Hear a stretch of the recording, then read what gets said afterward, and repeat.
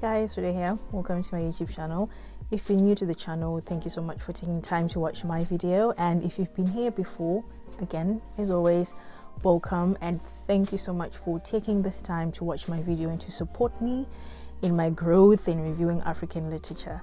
For my book review today, I am going to be reviewing The Miseducation of Obi Ifeanyi, and this book is by Chinedu Achebe. So to give you guys the backstory, if I should say, the synopsis rather, it reads: Obi Ifeanyi's life is moving at a fast pace. He is a husband and father.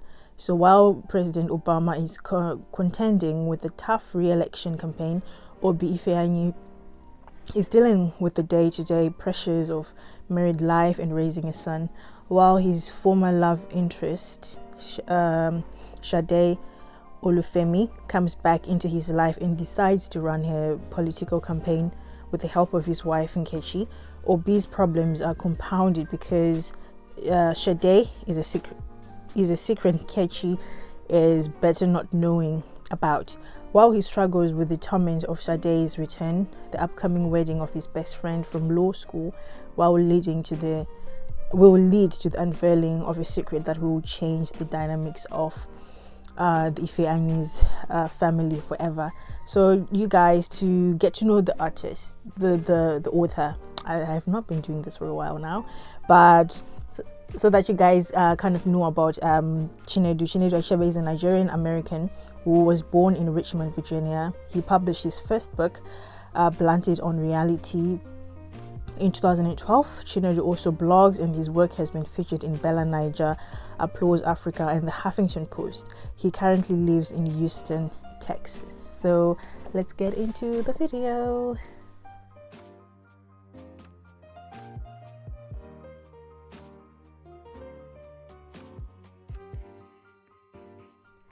So the book covers quite a number of topics which I picked out and which were very interesting to me and quite outstanding.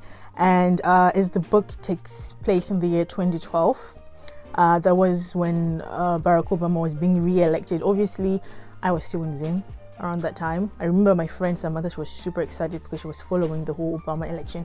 For me, I was a bit oblivious, but now seeing how it really affected and resonated with African Americans and Black people in America, this book actually opened my eyes to know like how much of a profound moment that was for them. So one of the topics which really stood out for me was fatherhood. So Obi is a new dad to 18-month-old Ike, and as he's getting comfortable into being a father, he's realizing so much of them. So as always, when I'm reading books, I kind of like write at the back so that I don't forget. I rarely share my books because of this. But fatherhood, as Obi is settling into the life of being a new father, and he's realizing as much as you prepare, you can never fully prepare of like the changes which comes with having a child. So whilst he's also trying to be a father, he's also trying to be a good husband, which for me, as I got to read, he wasn't a very nice person, if I should say. That's my opinion. The way that he tackled certain things, and he notices that he also has to sacrifice other pleasures. So for example, as a new dad, he also had to like sacrifice having sex on the regular as he was with his wife before. And this is something which actually came out in the book quite a lot, how he was actually, quite stressed about it, how it was getting to him, and how he kind of ended up entertaining his exes because of that. And also, like, you're also easily forgotten, and all the attention goes to the new baby and the mom. This is something that I had not actually noticed. Like, when a man becomes a new dad, people really ask about them. This book literally made me realize that when a baby is born, people they're more concerned about the baby, obviously, and they're concerned about the mother. Rarely do they talk about the dad or how he is, or even buying him gifts. I know, like, for women when they give birth, they tend to receive presents or like push gifts or all those kind of things. But for men, I've actually never thought about it. So in this story, Obi was also like getting into it, and his uncle actually told him that, you know what, once you become a dad, people tend to forget you. You're like an afterthought to people. They greet the baby, they greet the mom, and then after they're like, oh, hi, how are you? So he was kind of like settling into that, and also reevaluating his life, his marriage, realizing that it had like certain things had to change. What he wanted could not really happen. So that was something that really stood out for me. Also, he was trying to be a very present father in his son's life, though he was not very active.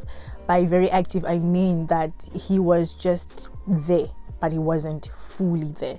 He would never, well, from the book, it seems like he left his wife, Nkechi, to take care of his baby, like when it comes to feeding, when it comes to preparing, like changing his diapers, giving him a bath.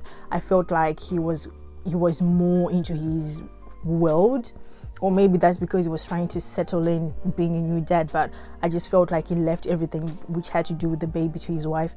And yeah, that's something that really stood out for me. As much as he was trying to be like present dad, he was there in the sense that he was in the household, but he wasn't like fully invested in his child's life, like what exactly was going on. So that's something that stood out. And also, like, fatherhood was also presented with his dad. So as you get to read in his book, his dad actually realizes, well, the family realizes that the dad had another daughter, and they got to know like after 30 years of that. So the dad at the end, he was actually quite emotional, saying, oh, I wish I had been there for my daughter and stuff. I was like, well, you could have. Well, he had a second wife, but that's the thing, it seems like Obi and his dad, they were kind of mirroring each other, not telling each other about their past. Obi didn't tell Nkechi or Chichi, his wife, about Sade, who he had a child with, and he did not disclose it to his girlfriend that he, in his previous relationship, he had a child, then she died. I felt like there's something that you need to talk about early in the relationship. Well, not early, but when you know that, you know, you're going somewhere with someone. Same thing happened to his dad. So it kind of seemed like there was this cycle there. And even how he handled his situation with also one of his exes, Tamara, and how his dad handled the situation, they were kind of like the same. So that's what I understood when it came to fatherhood in this book. The second topic, theme rather, which I picked from the book, had to do with views of marriage and relationships when it comes to men and women. So most of the men in this book, I felt, in my opinion, I felt they were not, how do I say this? They were not fully invested in their decisions of getting married, in the sense that they dabbled both. So for example, Obi, he was married, but he still had he was texting his ex. He was getting like news on his phone from his ex. It was like, oh, it's not that deep, you know, she's just sending me these nude pictures, but he was actually entertaining it. And then also when Sade, who was his ex, came back to his life, because his wife ended up working for her. First he denied that they ever dated. It was like, yeah, we were kind of cool, but that was not the case. The case was actually they had a child together. The child actually unfortunately died, but there was history there. So Obi, he did not really respect his relationship in that sense, and I understand that people are flawed, but I feel like in this case he kind of let things go, because in the sense that, you know, he's a man. And I think that's one of the major things that was going on in this, because even the man, his friends, there was his friend Lamar. He thinks that a man should be a man and should not consult his wife when doing certain things. So it was not even a matter of like consulting. It was a matter of communicating to say, okay, this is what's going to be going on with me this weekend, or I'm not free this day, I'm kind of doing this kind of thing. But to Lamar, it seems like, you know, you're not supposed to be telling them because you were a man. And Obi, being the only one married, makes him seem as if he's being held back, hence him questioning why a man should only have one wife. Because Obi went through this phase, I won't say it was a phase, but it was like a question at the back of his mind of, why is it like we're restricted to having only one wife, you know? And his friend who was about to get married, Zeke, he's another one, man. Like with that one, I really lost faith because he cheated on his wife, on his fiance, until the day before they got married, and they were like, oh, it's just kissing, it's just like this and this, but he was literally entertaining his exes until he got married. So for me, I was like, okay, this book is literally making me lose faith in marriage if this is what people actually do. So when it came to relationships, it was very, well, as a woman reading this book and what the women in this book were going through, I felt like, this is not really my cup of tea. I know, like, I'm into romance, but also there's reality. But the way that the men in this book were actually doing certain things, especially when it came to marriage, was actually quite bad. And also there's like a reference here on page 46, which really stood out to me when it comes to how society portrays marriage. So it says society made people believe that when you get married, you get to have this abundance of love for your spouse, which is far greater than any other love you have ever known. But the reality is that most people don't marry the person they love the most. They usually end up with the person who is ready to get married when they are. So I hope this is not true. I remember there was a debate on this topic on Twitter a few years ago. I think it was during the pandemic when it started, where people were saying, oh, men, they never really marry the person they love. They marry the person who's ready to get married when they are. I was like, okay, God, please save me from this, because this is very evident in this book. Obi was very much still in love with Sade, but because of what had happened before, he kind of had to move on. And I feel like he was trying to convince himself that he was more in love with Chichi than he was with Sade. And also the women having to drop everything once they get married, whilst men's lives do not change. That was something that really stood out to me, because even one of the characters in the book say that when Obi was trying to have like a second kid, his uncle was like, we expect women when they get married to drop everything. Because if you really look at it, when it comes to marriage, mostly and evidently it's the woman's life which changes the most. She gets pregnant, she has the baby, and she's the one who usually tends to most things in the household. So for example, in this situation, Chichi, who was Obi's wife, she had to drop everything. She had to drop like a career. She had to move to where Obi was to live with them so that they could start a family. And there was also something which stood out to me, which said that, for women, they have to like literally leave everything. They can't be married and have a great career. It's either you have to choose one. It's like you can't have the best of both worlds, which is really painful, to be honest, because why can't you have both? Why can't you have a good family life and also have like a great career? It seems like you always have to give up one or the other. So that is something that actually, stood out to me in this book when it comes to relationships and marriage. Like the men in this book, they're more like, okay, I'm a man, I can do this. We're animals, we always need to like have sex to be satisfied. As when they forget that women also have the same sexual needs as men. So it was a bit stereotypical in that way, and there's so many stereotypes which I will be picking up from this book, which actually made me realize that some of these things are actually things that I also think about. So number 3, the book also focused on stereotypes and double standards. So the stereotypes which actually stood out for me, number 1, it had to be when it comes to religion. If you're not a Christian, you're a devil worshipper. Like that's what most people think. If you're not a Christian, you're of the devil. And so there isn't like leeway for, especially when it comes to Christians, to not understand that sometimes people are actually finding themselves, because there are moments like certain people. I went through a phase where I was questioning religion. I was like, why exactly do I believe in this? Do I believe in this because I do, or is because I was brought out to think like that? So in this book, like for example, this actually comes out when Chichi, Obi's mom, if I should say, Joma, she was actually quite disappointed that her daughter-in-law Nkechi was not a Christian per se. She was more of spiritual. She believed that God loves everyone, and it was more of like a spiritual thing which she had with God, as opposed to Obi's mom.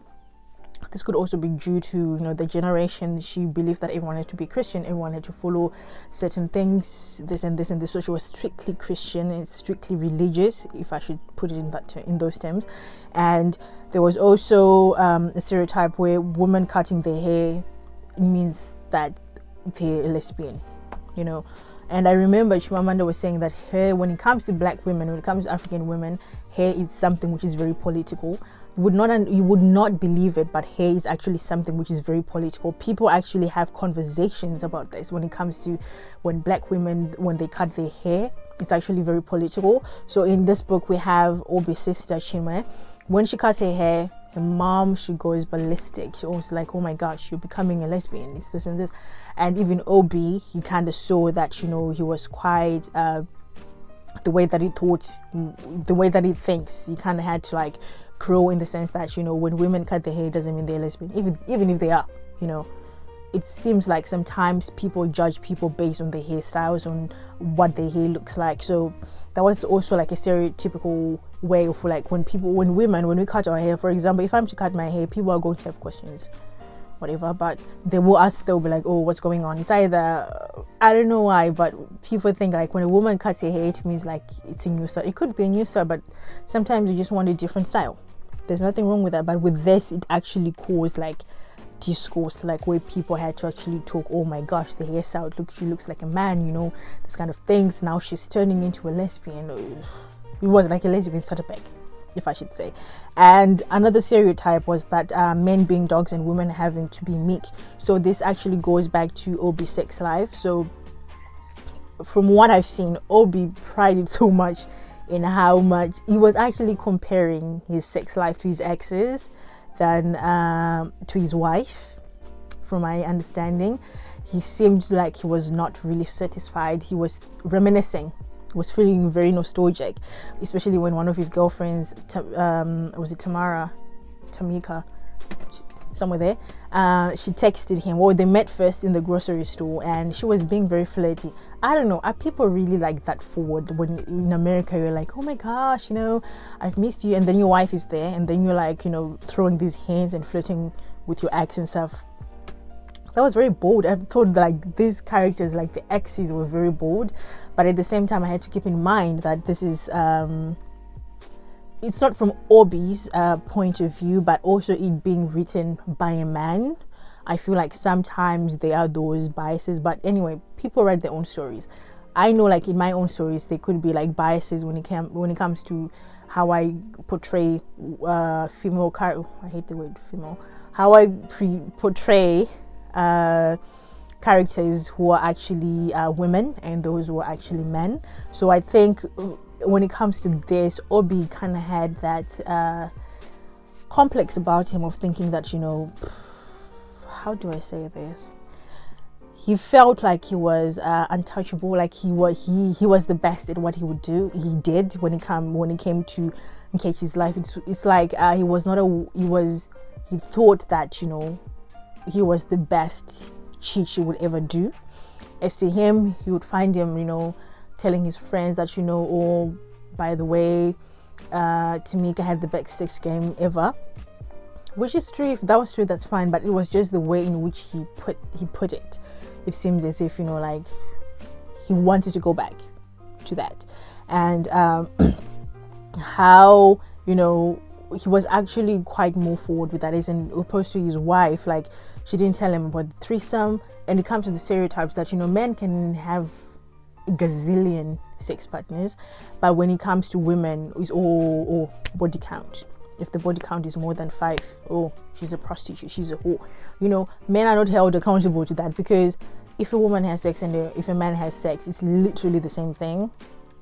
I don't know. I don't understand this whole thing of saying like when women have sex more, or when women have sex, or let's say if they have sex before marriage, because a man is also having sex before marriage.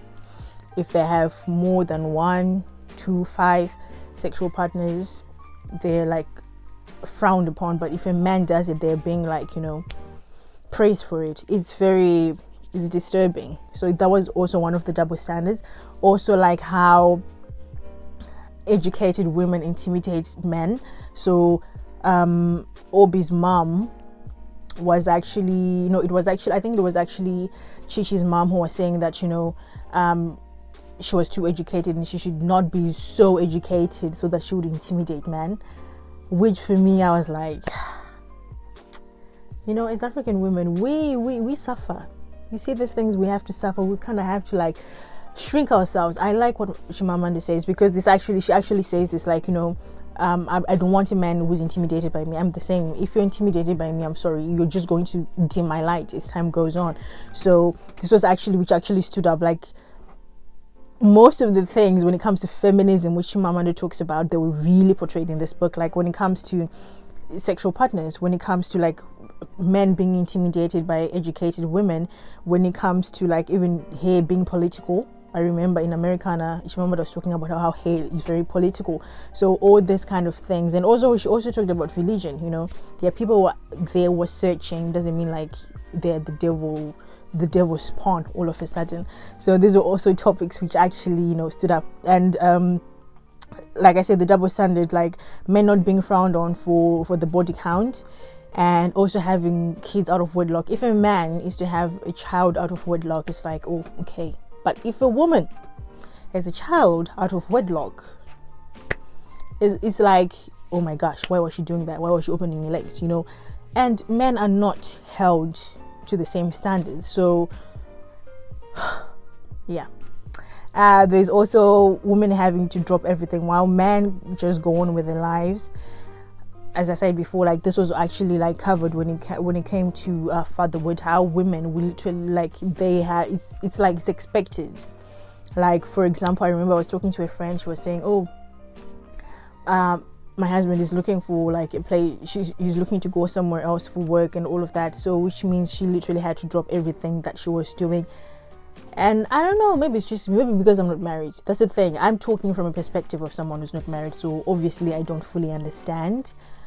But it doesn't really look attractive. Marriage at this point, after reading this book, it's not something I would want to do based on this book. But that's the thing with literature, when it comes to books, sometimes they make you question yourself. Sometimes they actually help you to be more rooted in what you're actually doing with your life. I'm not saying they need to like alter like your life, but sometimes they bring up these important questions that you kind of have to think. So the next point or theme rather, it's religion and family.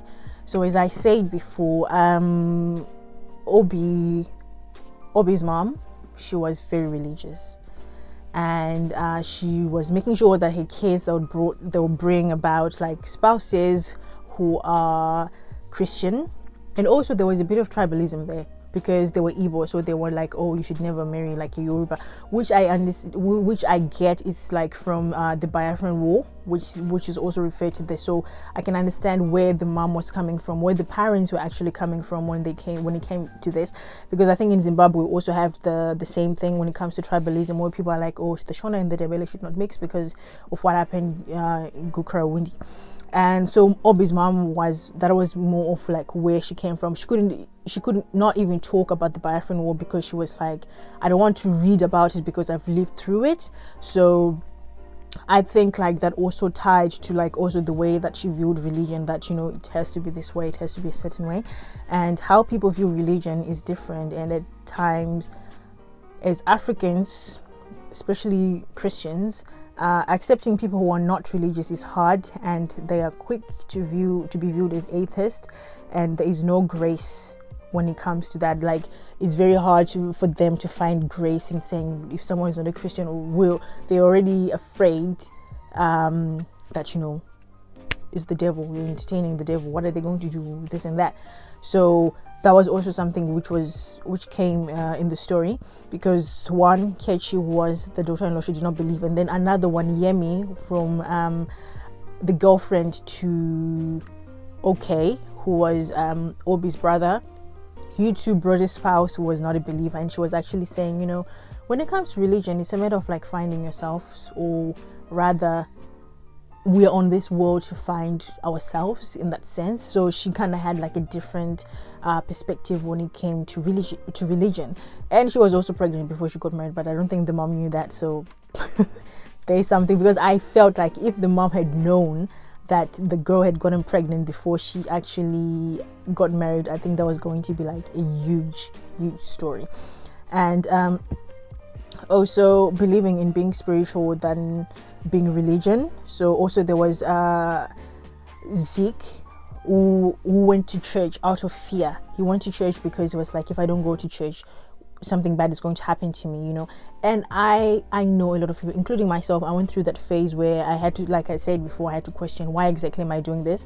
Because I was going to church and doing all this out of fear, because I was afraid that God was going to smite me.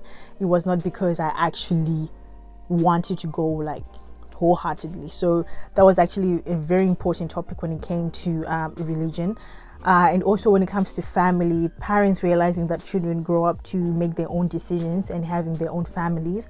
So this actually shows more from Obi's mom. I think like Obi's mom is the one who kind of like had all these stereotypes of being like an African mom. She was very religious and she believed that, you know, your children should do this and this, because she, in her mind, she had planned how her kids' lives had to look like. So she was very angry. I remember when she stood up for herself to say, you know, when it comes to religion, I'm actually of this notion, and she was not very happy until her sister-in-law actually told her that, you know, with children, we give birth to them, but it doesn't mean that we have to like rule or give out every opinion on everything that happens. We don't necessarily have to be always involved in their lives, because they're grown-ups and they tend to make their own decisions. So when it came to family, I think she was also on a learning curve to know that, you know, I have to let go of my kids, because at the end she had to let go because of when she ended up finding out that her husband actually had like a grown kid with someone else, and he had to walk that daughter down the aisle. And I must say, the way that the family reacted to this news, I was expecting drama, but something I've noticed, I think I've said this before, usually when I'm reading African literature, or books rather, mostly African literature because I'm reading African literature, books written by men, they are more of matter-of-factly, you know, they kind of like lack that emotion, that pull, that description. It's kind of like,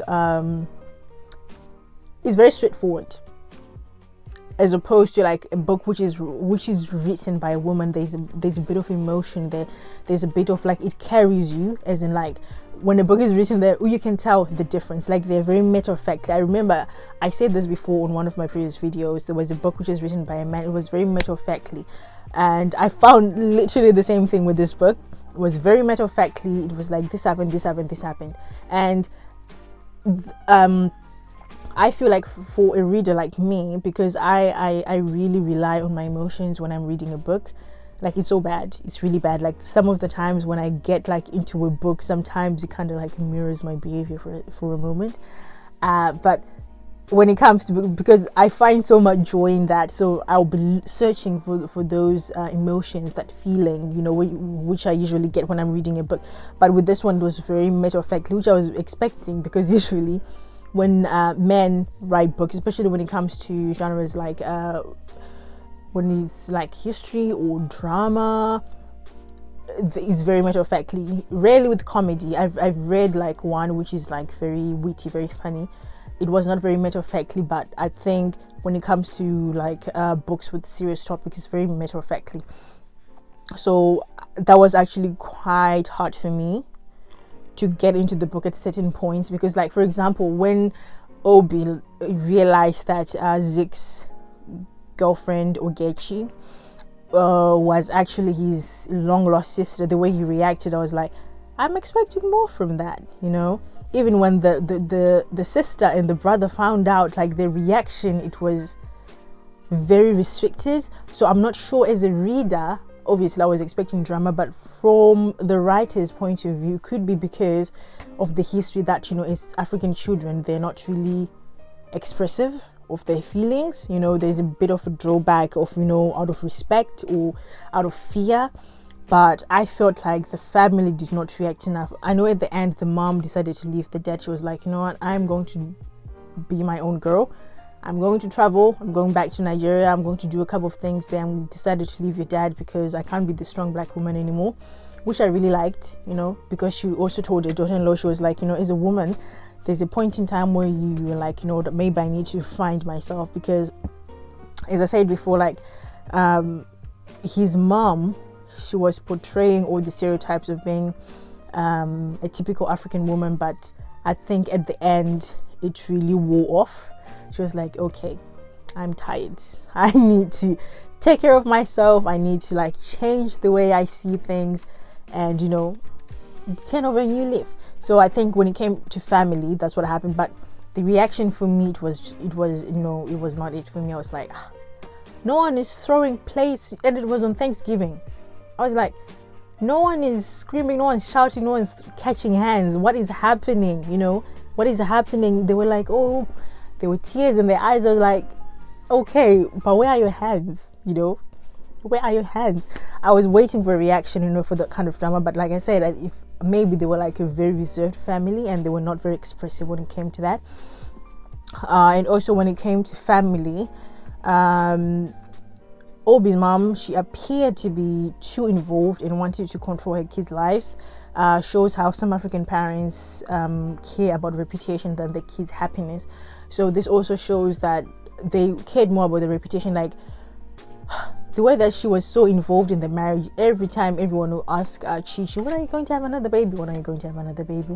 Like the baby was only 18 months, okay? They're already asking, oh, I think he needs a sibling to play with. Did you say that? No, he did not. I don't know why there's so much pressure. Like as soon as people get married, they're like, you should have a kid. As soon as you have the first kid, my gosh, I think they need a sibling. Did they say that? I don't know. Maybe I'm just on edge about this, but I just feel like, please get out of people's uteruses. Please, people are going through the most. I know, like, this is fiction. Like, the reason why Chichi was not ready to have a kid, because they actually had a conversation about contraceptives. And this man, Obi, was like, oh, why didn't you tell me you want contraceptives?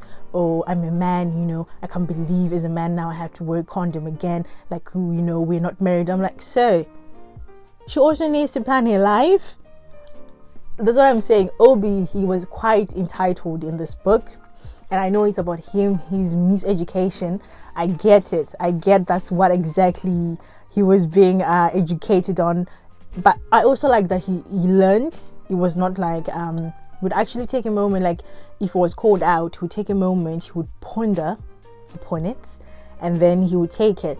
But my gosh, I just felt like he was entitled, especially when it came to the contraceptives. He was like, oh, I can't believe it. I'm a married man. Why am I having to use condoms? Do you know the damage that comes with contraceptives as a woman? I don't take them, but do you know? If you do your research, if you check, you see that people, especially women, we actually suffer when it comes to taking contraceptives. So him having the audacity to be like this when it came to just wearing a condom, I was like, you know what? Anyway, it was actually interesting. Like there were moments when in this book I was like, what the hell is this character doing? But he was miseducated. So I'll give props to the author for that, because that actually showed that he was learning and he was being educated from his miseducation. I hope that makes sense. Kind of makes sense in my head. So yeah, the family, especially Obi's family, because this is Obi's life, so we tend to see more of Obi's family. His mom, his family, they were too concerned about Chichi's uterus. Even the sister, on the other hand, she was more of a feminist, like a feminism was quite visible in the sense that she didn't want, like when the women were cooking, like her mom would call her, she'd be like, not everyone wants to cook. I don't like cooking, I've said this so many times, but excuse me, she was actually quite vocal when it came to that, like not everyone enjoys cooking, and why is it like only the women have to cook, and also she was quite vocal when it came to like finding a husband. She was actually looking for a suitable partner, but it seemed like most of the men who were coming into her life, she had to readjust her life for them. and that was something that was not okay with her. So she was actually on a journey of finding herself, finding her happiness, which is something people will be like, oh, but this is what thing is supposed to happen. Like, people have different opinions when it comes to marriage. Not everyone wants to get married, believe it or not. Not everyone wants to take that course. So I think it was quite eye-opening in this book. And also, like, as much as his life was changing in his on the personal front, also when it came to, like, the outside world, Obama was actually going for his second term, and they were very nervous because the first time they were very excited, but then because things were not going as planned, is like what Obama had promised in this first presidency. Now they did not have a lot of faith in his second term, because they were like, oh, certain things have not happened. He promised this, he promised that, but it has not happened. So there was also that shift that was actually happening out in the outside world, and also there was a shift in his personal life. So there was actually something which was quite evident, and something which was life-changing. And there was also the thing about secrets. My God. So the amount of secrets that were kept in this book. Number one, it was Obi keeping his ex's secret. So, like, him saying, oh, I've never dated Sade, and he was saying, oh, it was because of Chi-Chi's low self-esteem. So the way in which Chi-Chi is portrayed in this book is like, she's that girl, new mom, but she's that girl who's kind of like has low self-esteem. She's not very confident in the way she looks, so she tends to get very jealous of other women. So in Obi's mind, this was him protecting her feelings by not telling her about Tamika sending him nude pictures, and also about him almost having fellatio in the car park with Sade. I actually need to ask the author about this. I almost forgot. I need to ask him, how come this man did not disclose this? Maybe there's a part 2. I hope there's a part 2, because so many questions were not answered in this book. Why did he not disclose that, in the parking lot they were actually out here fondling and removing clothes in the parking lot? I was like, what is going on in America? Do people actually do this? But anyway, it's fiction. And there was also the secret of not telling Obi not telling his parents that Chi-Chi was not actually religious. So he did not really care that Chi-Chi was not religious, because I think also on his own front, in his own life, he was also questioning religion. But here it's more portrayed on how Chi-Chi was viewing religion, and how she was kind of not into it. And there was also the secret of not telling his wife about his ex's contacting him and wanting to know about his sex life. His ex, like Tamika, they were even like with Sade on the first meeting, she was already asking, oh, is she satisfying you? I'm like, who does that? For me, it was like, do people actually ask this kind of questions when they meet their exes? Like, oh, okay, is she doing it like I used to do? Do they? I don't know, man. I was just like, oh, this is different. And also, like, being in love with your exes in a relationship and marriage. So as I said before, Obi was still very much in love with his exes. I think he was more in lust with Tamika, because Tamika was like sending him nudes, saying, oh, by the way, you just crossed my mind, I'm only wearing like a t-shirt with nothing on. And then she would send him like nudes, do you miss this? And then there was Sade, like they connected on an intellectual level, and also because they had a history, they had a child together who died, so they will always have that bond. But you would see that when Sade would say something like, oh, I'll always love you, you're the one who got away, he would be like, yeah, he would not dismiss it. He would kind of like lead it on with very few words. Like, she would say, I still have made love for you, I still really love you. And so then he'll be like, oh yeah, same here. I'm like, aren't you supposed to dismiss that? Be like, I have a wife. Because I don't know, I felt like he could have been more forward, like, I have a wife. I don't think this is very appropriate, but I don't know. That's OB for you. That's Obi. That's what Obi was actually doing in his life, entertaining his exes. Was his wife was there by his side, or trying to get a new job, trying to be a good mom, trying to be a good wife, and he was here entertaining his exes. And I hope if there's a book 2, I really need to know if there's a book 2 for this, if he's actually addressed this, because I know like at the end of the book he was telling she actually ended up finding out about it on her own because she saw a text message, and then she confronted him, and then he was like, oh, you got a bit defensive. He was like, oh, it happened. And I was so surprised by Chichi's reaction. I don't know, the reaction in this book, the characters' reactions in this book, for me, they did not really cut it, because Chichi was like, this is not something we need to talk about now, it happened in your past. I'm like, girl, I know it happened in the past, but why did he not say anything? They were together for like 4 years, and when Sade was introduced this first time, he was like, yeah, nothing even happened, we're just friends. You had a whole kid, so for me, I was like, ugh. I don't know, maybe Chichi was portrayed as this strong black woman, but I'm like, knowing black women, I don't think would react like that. I don't know.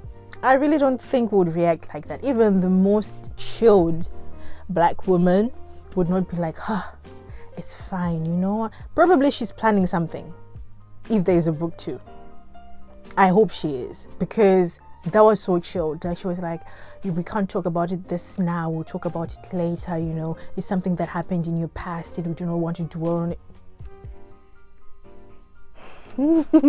You see, this is what happens when I read books. This is how much I get into these people's worlds, so yeah, that for me, those are the topics which stood out for me the most. I know like some of them, they're a bit like, in there, like I kind of like joined the topics there, but there's also something to do with generations. Like you could see the generations, Obi's generation. So there was Obi, Chichi, Chinwe, Okay, Chike, and Zik and Ogechi. Their generation was quite different from Obi's parents and uncles' generation, because they actually say that back in the days, women, they did not care much about this, and it's actually different with different generations and different views. And there's actually a quote on it here. Let me see if I can find it. Here it reads, men just don't have to make those same types of sacrifices that women have to have the life that they want. So there was actually the kind of, because like the uncles were like, oh, women of today, they know a lot, they're educated, so sometimes they kind of they don't do things the old way, as how people used to. Oh my gosh, this light, I hope you guys can see me. They don't do things like they used to before, so they were like, back in the days it was easier. And then also when it comes to dating, it's different. Like with our generation, it's a lot in these dating streets. But these are the topics which I picked up from the Miseducation of Obi Ifeanyi, and you can find this book on Amazon. And I really hope there's going to be a part 2, because I hope and I pray that Chichi has a better reaction, and I hope and I pray that the mom, she finds herself and she has a better reaction, because when she found out about the secret child, she just cried, and that was it. She just, like, tears just welled in her eyes, and that was it. I was like, wow, I wish I was that calm. I wish I was like, actually I don't wish I was calm, I wish that never happens to me. God, please, I hope and pray that does not happen to me, because I'm not going to lie, I'm not going to be as calm as she should be like, oh, that was in the past, we can talk about it later. I don't know, I think there will be hands, or I might get creative. I think I might get creative. I might not react then, but I know I will be getting creative in my head. Definitely I'll be getting creative. Something is going to happen, because you lied. And it's not that he just kept the secret. He actually lied. He said nothing ever happened when they had a whole child. And also, Sade also, you know, I know, like, obviously in a marriage you hold the husband accountable, but Sade, she was acting as if she was Chichi's friend, but she was out here trying to give him fellatio in the parking lot. Like, ma'am. And then she, you know what? This book really, it kind of like made me realize that my life is very vanilla, you know. My life is very vanilla, because I think I kind of live in this warped world where, like, certain things could never come into my mind. But I liked it. I really liked it. I think I would give it a 3.5. I think I would give it a 3.5, only because, like I said, men, when they write books, it's just matter of factly, doesn't have any emotion to it. It's just like, this happened, and this happened, and that's it. As when women write, there's a certain emotion to it, like, that draws you. I don't know, maybe is it because I'm a woman? I'll ask certain men who also read, like, what's the difference between this book and this book? When you read it, what exactly, how do you feel? How does it make you feel? Or, you know, what kind of stands out for you? But all in all, thank you guys for watching. As I said, this book, you'll find it on Amazon. I'll leave the link in the description box, and if you have any questions, by all means, I am open. I might be late to respond to your comments, but I will definitely respond to your comments. So thank you very much for watching this video, and I hope you have a fantastic week. Bye.